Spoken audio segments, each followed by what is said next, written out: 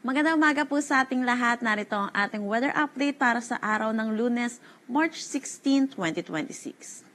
Unti-unti na humihina itong northeast monsoon natin at ito'y umiiral na lamang dito sa may Luzon at Visayas. Inaasahan natin magtatagal itong northeast monsoon sa bansa natin hanggang Wednesday at pagdating ng Thursday, inaasahan natin unti-unti na tayo makakaranas ng init at alinsangan. Para naman dito sa may Mindanao, inaasahan natin dulot ng mga localized thunderstorm, posibleng makaranas sila ng mga sa panandaliang buhos ng pag-ulan, lalo na po sa hapon at sa gabi. Wala naman tayong minomonitor na anumang bagyo or low pressure area sa loob at labas ng ating Philippine Area of Responsibility.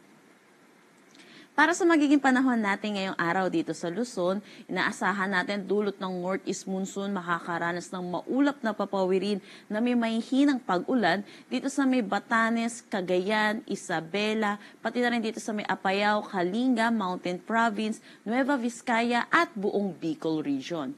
Para sa Metro Manila at nalalabing bahagi ng Luzon, makakaranas naman tayo ng bahagya hanggang sa maulap na papawirin na may mga isolated light rains.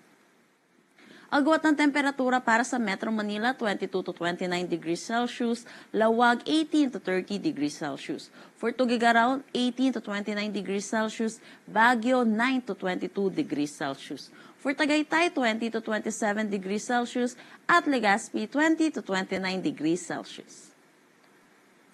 Para dito sa may Palawan at Visayas, kasama na rin dito sa may Dinagat Islands at Surigao del Norte, inaasahan natin makakaranas din sila ng bahagya hanggang sa maulap na papawirin na may mga isolated light rains, dulot pa rin naman ito ng ating amihan. Pero sa nalalabing bahagi ng Mindanao, inaasahan natin magiging maaliwalas naman ang kanilang panahon, pero asahan din natin yung init at alinsangan, lalo na sa tanghali hanggang hapon na may mga isolated light rains o kaya mga localized thunderstorm pagdating sa hapon at sa gabi.